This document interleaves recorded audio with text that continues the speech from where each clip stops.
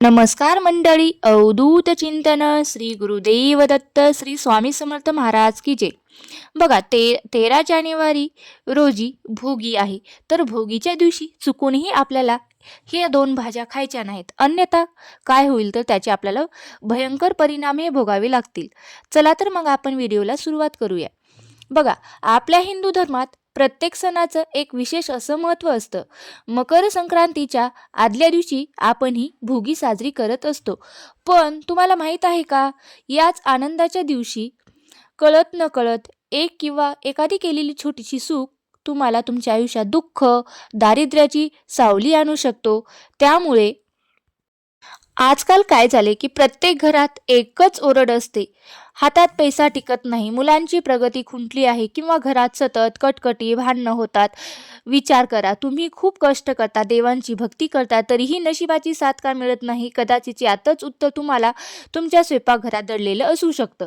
भोगीच्या दिवशी आपण आवर्जून लेकूरवाळी भाजी करतो, पण या दिवशी एक अशी भाजी आहे जी चुकूनही घराच्या उंबरठ्याच्या आत आणायची नसते आणि खायची नसते, अजिबात नाही.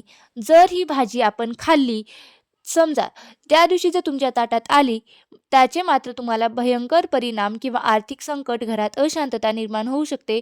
ती भाजी कोणती आणि या संकटातून वाचण्यासाठी आपल्याला कोणता उपाय करायचा आहे, हे जर जाणून घेण्यासाठी तुम्ही हा व्हिडिओ शेवटपर्यंत नक्की पहा, कारण अर्धवट ज्ञान नेहमीच घातक असतं. चला तर मग मित्रांनो, मैत्रिणींनो, आपण व्हिडिओला सुरुवात करू. भोगी म्हणजे आनंद उपभोगण्याचा दिवस आहे. या दिवशी आपण निसर्गाची पूजा करतो, पण शास्त्रात असं म्हटलं आहे की भोगी म्हणजे काय तर आनंद उपभोगण्याचा दिवस. या दिवशी आपण निसर्गाची पूजा करतो. शास्त्रात असं म्हटलं गेलं आहे की विशिष्ट तिथीला काही गोष्टी वर्ज्य असतात. तुमच्या घरातील लक्ष्मी तेव्हाच प्रसन्न होते जेव्हा तुम्ही नियमाचे पालन करता. जर तुमच्या मुलांच्या लग्नात अडथळे येत असतील किंवा पतीच्या नोकरीत प्रगती होत नसेल, तर आजचा हा उपाय तुमच्यासाठीच खास आहे. मैलाचा दगड ठरेल किंवा तुमच्यासाठी खास ठरेल. चला तर मग व्हिडिओला सुरुवात करू. बघा, आता तुम्हाला मी एक असा उपाय सांगणार आहे की जो तुमच्या घरातील इडापिडा दूर करेल. हा उपाय करण्यासाठी आपल्याला लागेल 2 लवंगा आणि भीमसेनी कापूर. उपाय करण्याची पद्धत, वेळ, मुहूर्त. हा उपाय भोगीच्या दिवशी संध्याकाळी सूर्यास्ताच्या वेळी करायचा आहे. आणि दिशेचे महत्त्व म्हणजे कोणत्या दिशेला बसून हा उपाय करायचे आहे, तर उपाय करताना तुमचे तोंड हे पूर्व दिशेला असावे. आता एक पितळेचं भांडं असेल किंवा मातीच्या दिव्यात 2 भीमसेनी कापूर वड्या ठेवा. त्यानंतर 2 अखंड लवंगा, ज्याला फूल आहेत अशा घ्या. हा कापूर प्रज्वलित करा आणि त्याचा धूर संपूर्ण घरात दाखवा. विशेषतः घराच्या कोपऱ्यात आणि मुख्य दरवाजालाही हा धूर न्यावा. आता कोणता मंत्र म्हणायचा किंवा कोणत्या मंत्राचा जप करायचा, हा धूर दाखवत असताना मनापासून हा मंत्र आपल्याला म्हणायचा आहे. कोणता तर बघा, ओम नमो भगवते वासुदेवाय नम किंवा श्री स्वामी समर्थ. या दोन्हीपैकी कोणताही मंत्र म्हणू शकतात. बघा, ओम नमो भगवते वासुदेवाय नम किंवा श्री स्वामी समर्थ. हा मंत्र जप करायचा आहे. हा उपाय करत असताना मनात असा एक भाव ठेवा की तुमच्या घरातील सर्व नकारात्मकता व धुरासोबत नष्ट होत आहे आणि सुख समृद्धी घरात प्रवेश करत आहे. ती एक वर्ज्य भाजी आहे. आता कोणती भाजी वर्ज्य करायची आहे, जी आपल्याला काळजी घ्यायची आहे की त्या दिवशी आपल्या जेवणात आली नाही पाहिजे. बघा, आता बघू की भोगीच्या दिवशी सर्व भाज्यांचे मिश्रण, सर्व एकत्रित भाज्या करून आपण ही भोगीची भाजी बनत असतो. पण कडू कारले किंवा लसूण कांद्याचा अतिवापर या दिवशी टाळला जातो. विशेषतः ज्या भाज्या जमिनीच्या आत खूप खोलवर वाढतात, उदाहरणार्थ मुळा, लसूण, काही विशिष्ट ग्रंथानुसार त्या दिवशी कटाक्षाने टाळल्या पाहिजेत, कारण हा दिवस सात्विकतेचा आहे. तामसी भोजन या दिवशी केल्यास घराची बरकत होत नाही असं मानलं जातं.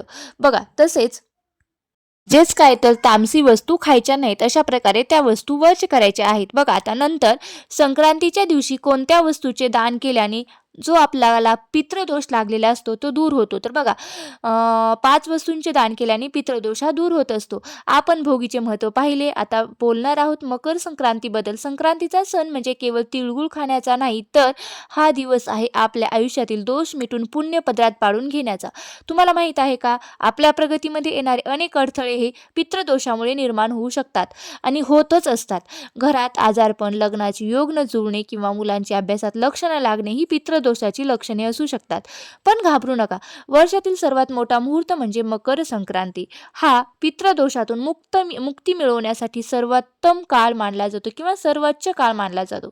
आज मी तुम्हाला अशा 5 वस्तू सांगणार आहे ज्याचे दान केल्याने तुमचे पूर्वज तृप्त होतील आणि तुम्हाला शुभ आशीर्वाद देतील.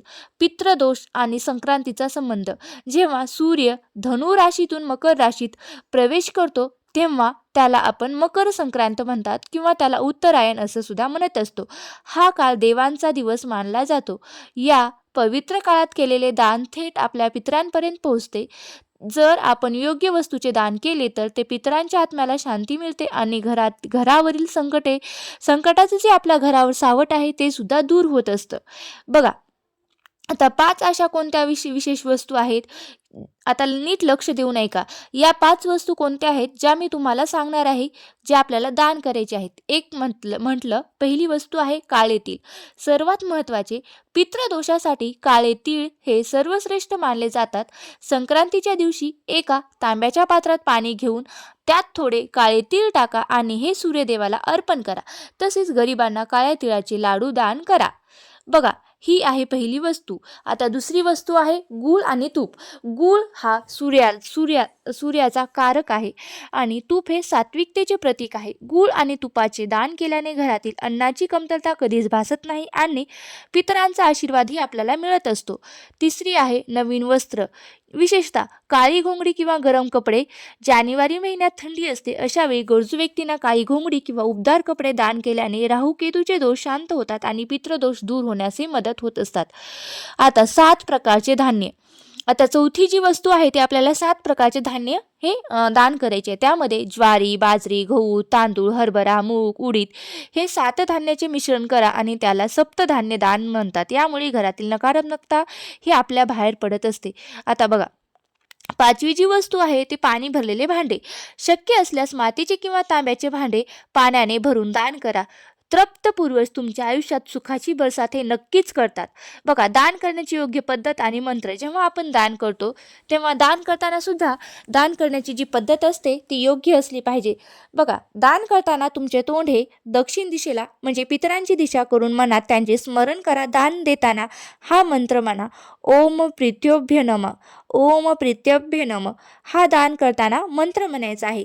हे दान तुम्ही एखाद्या ब्राह्मण, गरजू व्यक्ती किंवा मंदिराच्या अन्नछत्रात सुद्धा करू शकता. मुख्य म्हणजे दान देताना मनात गर्व नसावा तर कृतज्ञता असावी. बघा, आपल्या मुलांचे भविष्य उज्ज्वल असावे आणि घरात अखंड लक्ष्मी नांदावी असं जर वाटत असेल तर हा उपाय नक्की करून पहा. तुमच्या श्रद्धेचे फळ हे तुम्हाला नक्कीच मिळेल. तुम्ही जर स्वामींचे भक्त असाल तर तुम्हाला हा जर व्हिडिओ आवडला असेल तर नक्कीच माझ्या चॅनलला सबस्क्राईब करा. तुमच्या एका सबस्क्राईबमुळे मला असेच नवनवीन माहितीपूर्ण व्हिडिओ बनवायला प्रोत्साहन मिळते आणि प्रेरणा मिळते. तुम्हाला जर हा व्हिडिओ आवडला असेल तर नक्की लाईक करा, शेअर करा आणि चॅनलवरती नवीन असाल तर सबस्क्राईब करायला विसरू नका. आणि कमेंट बॉक्समध्ये श्री स्वामी समर्थ लिहायला विसरू नका.